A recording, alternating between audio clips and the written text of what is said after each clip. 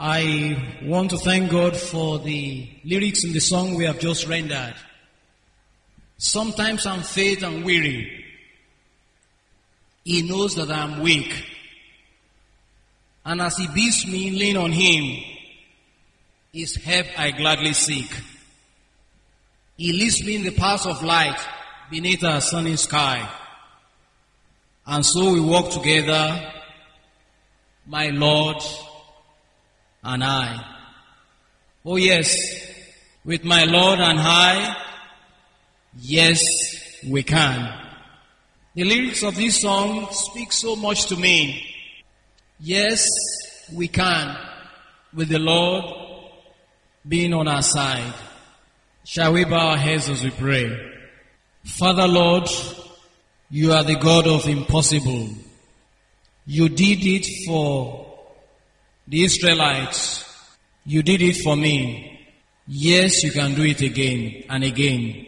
And so as we face the uncertain tomorrow, as we begin a new school year, the challenges are mounting. They loom so larger than life. But through the experience of Caleb and Joshua, through the experience of Ademola, we know You can do it also for us this school year. Only help us to lean totally on You, to take our bearing from You every moment we need to take a decision, so that with You we can reach a harbor of gracious experience. In Jesus' name we have prayed. Not too long after the people of Israel left Egypt to the land of Canaan, they got to the wilderness of Paran, and they were already feeling the breeze of the land of Canaan, the land promised to their forefathers, a land flowing with milk and honey. And I could imagine so many of these people that had been travel worn as a result of journeying through the wilderness, saying, at long last, we have reached the land promised to our forefathers. We will conquer it. Just cross over and then we conquer the land. They were at Kadesh Barnea, longing to cross over to the land of promise. It dawned on a group of people, pocket of people, that why not we go and spy the land to see what is there. We have been feeling the breeze, but let's send some spies down there to see what is there. Perhaps that will give us the motivation to take the last lap of faith and cross over. The idea came flipper to Moses, and Moses said, gather together one leader per tribe and let them come over, and I give them instruction to cross over to spy the land. This account is chronicled in the book of Numbers chapter 13, and we're going to dwell heavily on this particular chapter in this message. The people of Israel appointed one person per tribe, and Moses, the leader, gave them the marching order. Go over to the land and spy the land and bring the reports, and then we march over Jordan to conquer the land. The book of Numbers chapter 13 gave the experience of the people after 40 days sojourn in the land of Canaan. They came with series of reports which to my mind are factual reports. It's a report that none of us can discountenance because they gave vivid report of what they met in the land. I want you to take your Bible to the book of Numbers chapter 13, and we're going to read together verses 17 to 20. As soon as the people came, they gave their report. I will zero to on verse 21. So they went up and spied out the land from the wilderness of Sin as far as Rehob, near the entrance of Hamath. And they went up through the south and came to Hebron, Ahimah, Sheshai, and Talmai. The descendants of Anak were there. Now Hebron was built 7 years before Suan in Egypt. Then they came to the valley of Eshcol, and there cut down a branch with one cluster of grapes. They carried between two of them on a pole. They also brought some of the pomegranates and figs. The place was called the Valley of Eshcol because of the cluster which the men of Israel called down there. And they returned from spying out the land after 40 days. Verse 26. Now they departed back and came back to Moses and Aaron and all the congregation of children of Israel in the wilderness of Paran at Kadesh. They brought back word to them and to all the congregation and showed them the fruit of the land. Then they told him and said, now let's take note of this verse. We went to the land where you sent us. It truly flows with milk and honey. That was the fact. It was a land flowing with milk and honey. And this is his fruit. It was a land flowing with milk and honey. The fruits were so big that one person could not carry. Two people had to carry a cluster. A land of fertility. A land with all that he had desire. A land with baskets of figs. A land with fresh air. However, they continue with their report. Nevertheless, according to my version, the people who dwell there in the land are strong. That is a factual statement. The cities are fortified. A factual statement. And very large. Moreover, we saw the descendants of Anak. Archaeologists made us to understand that that was a fact. Because the people of the Anakites, they were there. The Amalekites dwell in the land of the south. It's true. Factual reports. And the Hittites, the Jebusites, the Amorites dwell in the mountains. And the Canaanites dwell in the sea and all the banks of the Jordan. They gave all factual reports of what they saw in the land. They were not telling any lie because they gave vivid account of what they saw. But the problem with the report was the fact that they drew an inference which was completely contrary to what is expected of someone who had gone through a series of experiences with God. People who are seeing God with a mighty hand, with himself leading them from the tyrannical hand of the Egyptians. A God who isolated them for blessing. A God who killed all the firstborn of the Egyptians just because of them. A God who led them through the Red Sea, the land. A God who rained manna upon them. A God who allowed them to pass through the dryness of the land without any of their clothes getting worn. A God who provided pillar of cloud on them so that they will not be scorched. A God who protected them so that their sandals will not wear out in the land. A God who has done mighty things for them. They forgot that in the equation. And they told God, yes, we saw the land. And drew a conclusion. We cannot conquer the land. Appoint a leader for us. And let us return back to Egypt.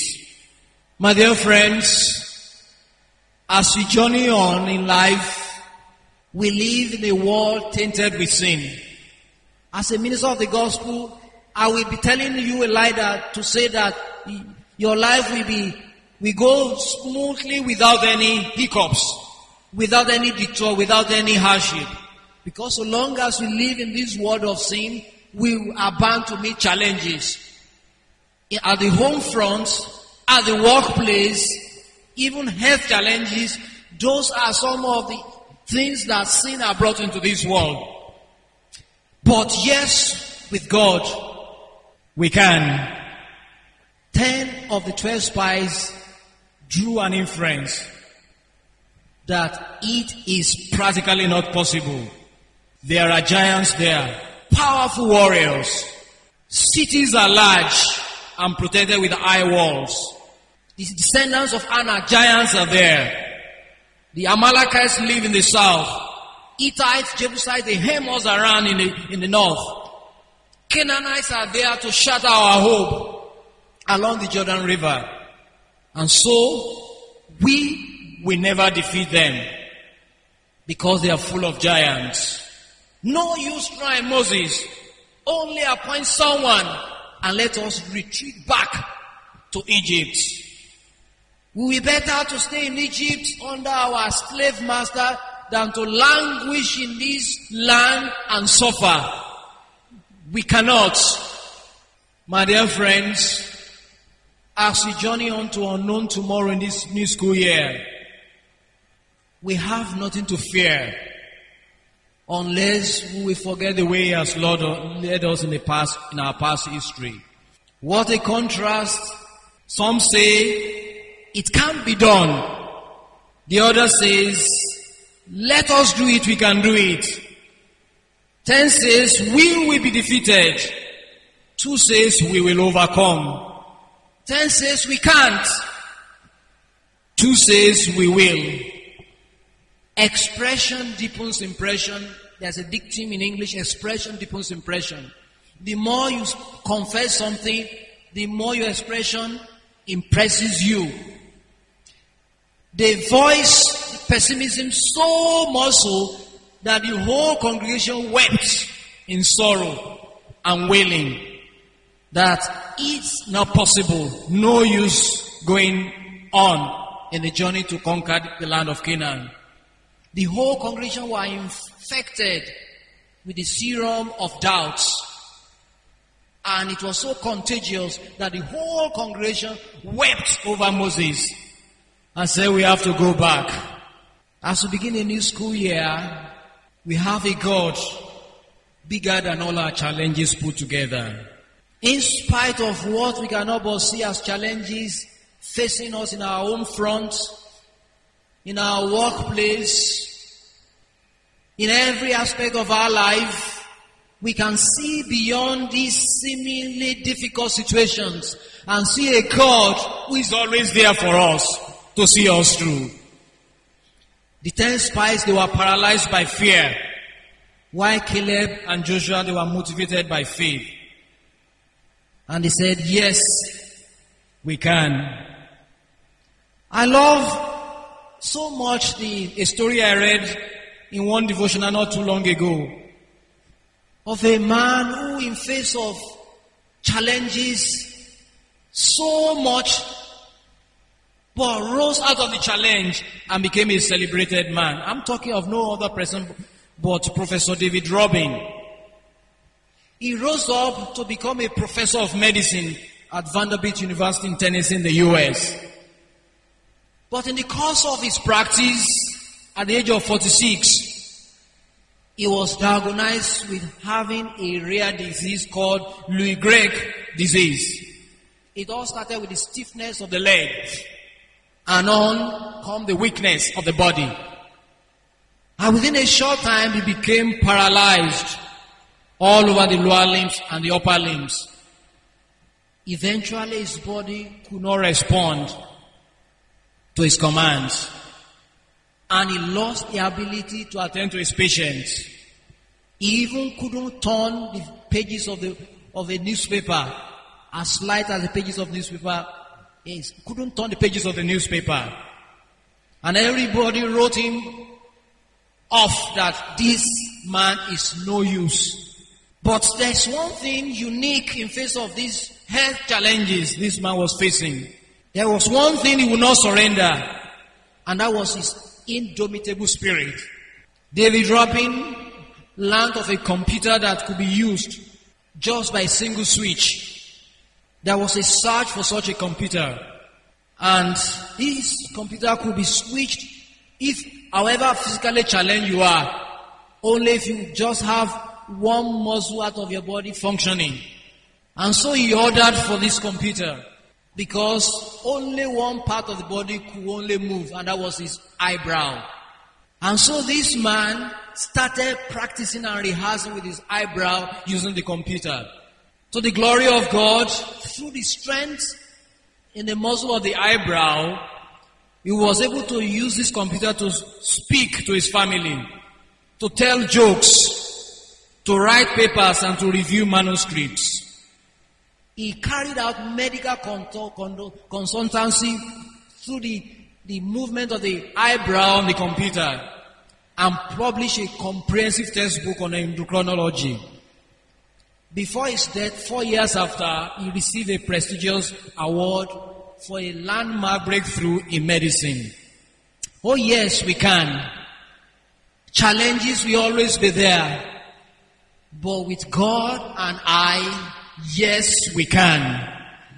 Ellen White said in Review and Herald, May 30, 1912, it was Caleb's faith in God that gave him courage, that kept him from the fear of man and enabled him to stand boldly and unflinchingly in defense of the right.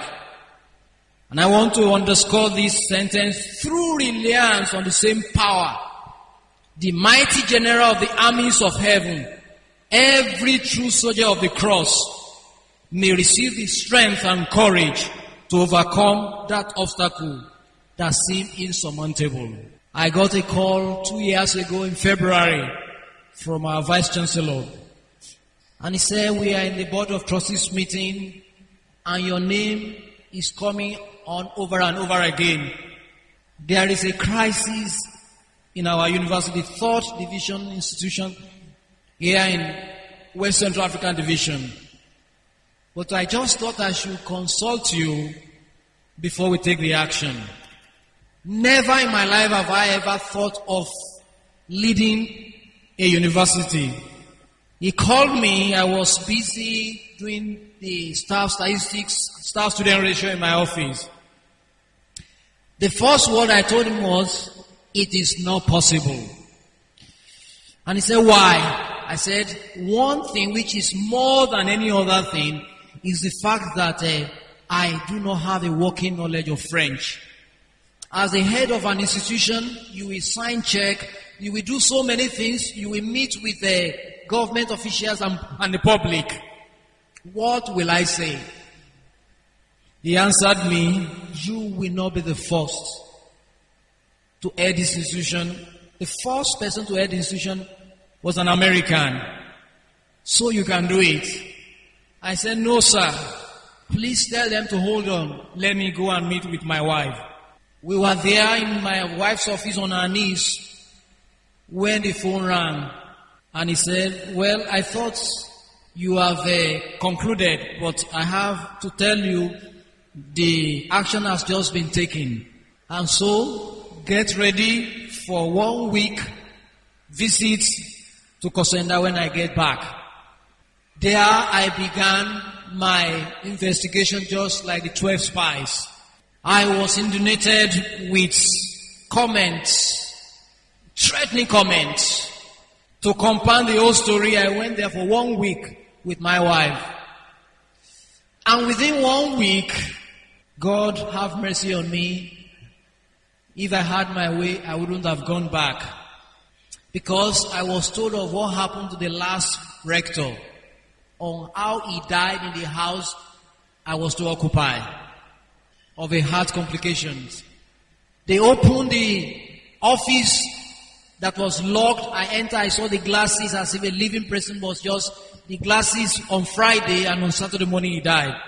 I came back and we resolved on one thing with my wife, that every decision all the way we want to lean on God. And so I told my secretary, every time anybody wants to talk to me, first of all, knock and tell me, and I will whisper a prayer before I meet with anybody. I thank God it's over now with your prayers. I've learned more than I know. If I do not learn anything, I've learned to be sensitive to the plight of those in leadership position. I've made friends. I'm sure I've made enemies also there. Because a leader that will say yes to everything will not have anything move. And so I've learned to pray for those in leadership position, because leadership is hardship. The people of God said, yes, we can't. Jacob, Joshua, and Caleb said, Yes, we can. My dear fellow believers, faith and fear are opposite. Fear sees the worst. Faith believes the best.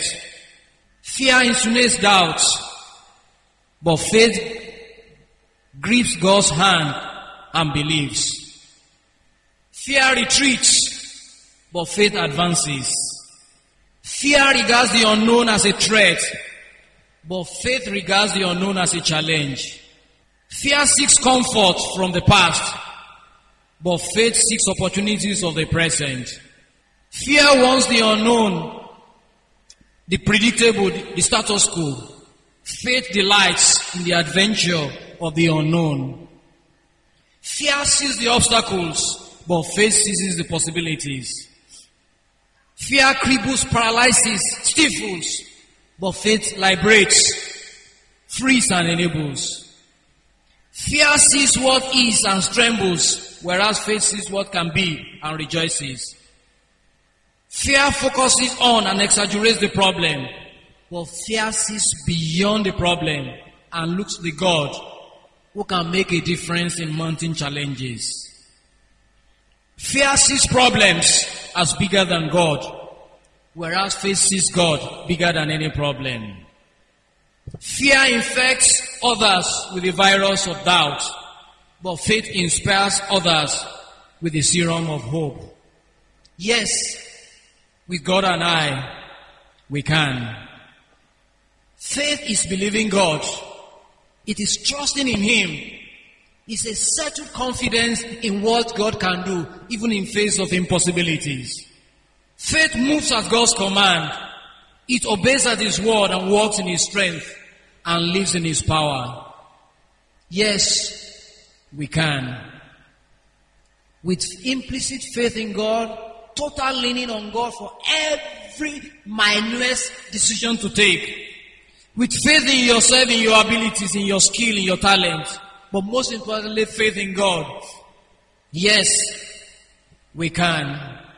The two, particularly Caleb, said, Moses, with the strength of God, looking back to what God has done in our past history, in spite of the giants, in spite of the Hittites, the Amorites, the Canaanites hemming us around, in spite of seemingly impossible situation, yes, we can. Let us move on, for we can conquer the land. Faith engenders courage. Courage to scale the highest peak. Courage to climb the most rugged mountain. Yes, we can. As we face a new school year, we cannot but see challenges all around us. We cannot but yet see offices are not yet completed. We cannot but see classroom that we are still struggling with to complete. We cannot but see your salary is still not being paid. We cannot but see challenges upon challenges. But beyond the challenges, I want to submit today that we should look beyond the challenges and see a God who allowed the people of Israel to pass through the Red Sea in a dry land. A God who can do the unthinkable. A God who can turn out seemingly unthinkable situation and turn it around for your good. He can do it for us. Oh yes, we can. Many a times we carry the burden of Baptist so much as if it is our own burden. We have forgotten that this is God's project. A God who will not sit down and see His project collapse. A God who will be there to see, to move when we have been taxed to our limit and we see that there's no light at the end of the tunnel. A God who will come boldly to our rescue and see us through. It's the same God we serve today. The greatest peak, the greatest challenges in your home, be it financial, be it health, name it.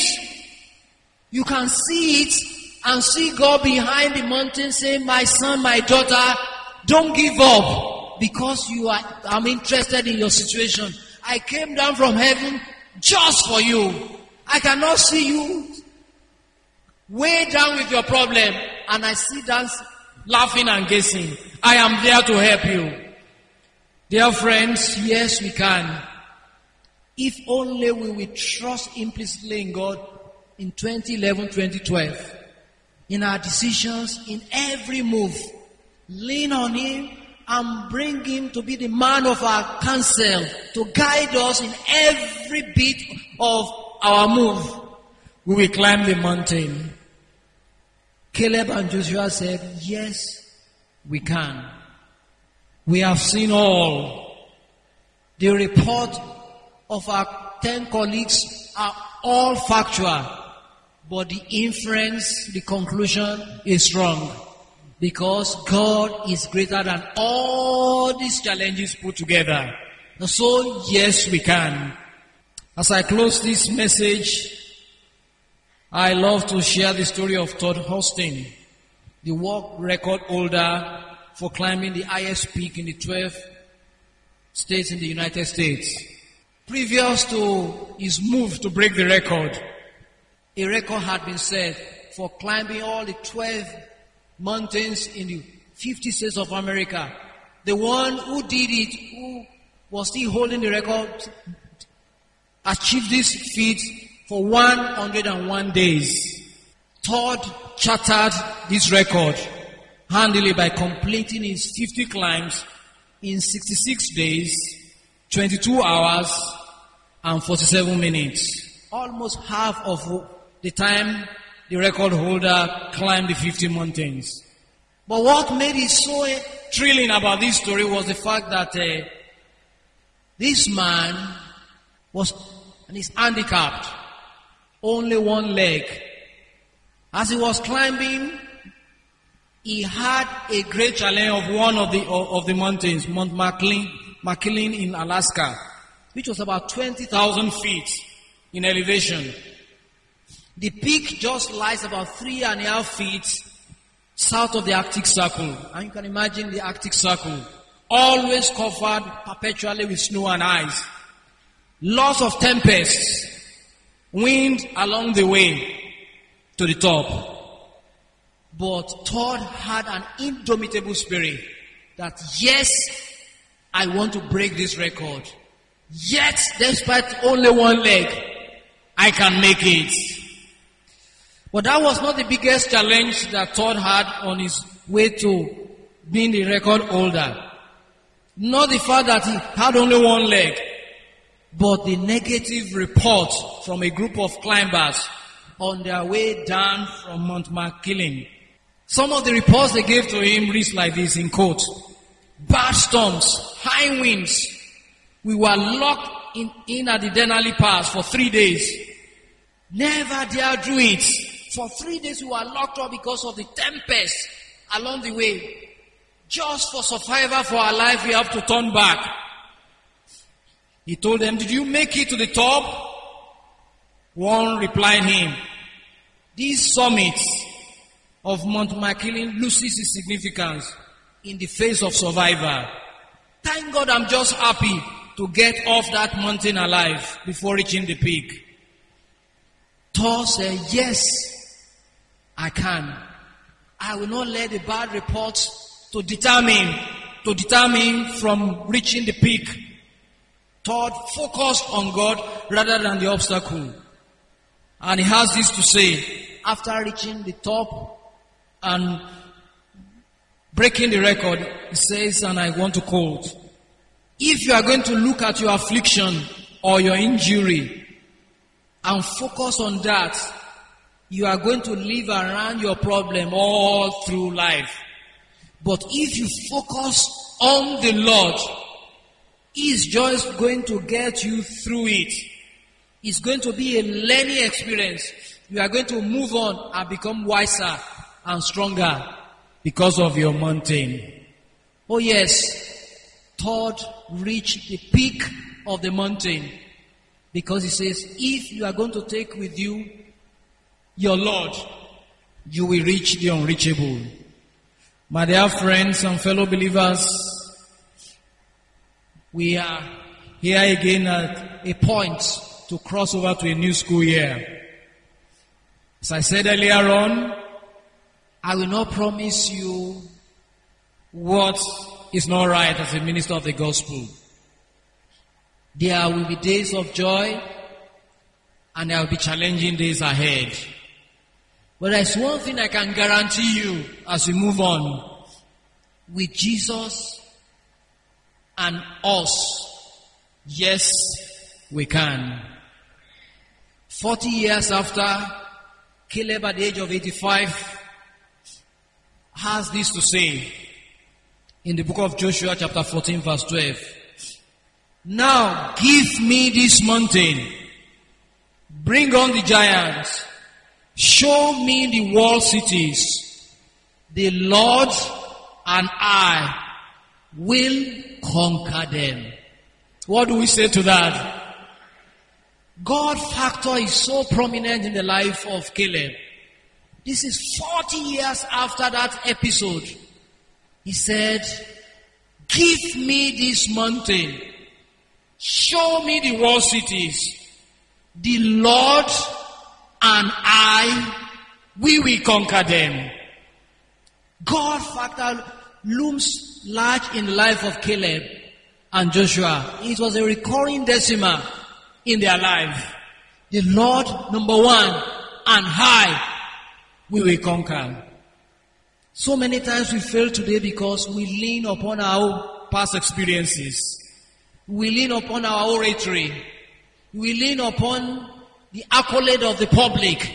We lean upon so many things and we launch without getting counsel and support from the one who has never failed. The one which failure is not an option. We lean so much on ourselves and on our power. But today, let us learn from Caleb and Joshua. My Lord and I, we will conquer. Let us go into the new school year with confidence and assurance that no matter the mountain to climb, no matter the challenges of despair, hopelessness, defeat, heartache, sorrow, broken dreams and broken hopes, family challenges, financial problems, academic problems, even disobedient children, we can still win with Jesus on our side. Today the Lord is looking for proactive, God-centered people. People who will lean totally on Him for their courage to climb the mountain. God is ready to do it. With God and I, yes, we can.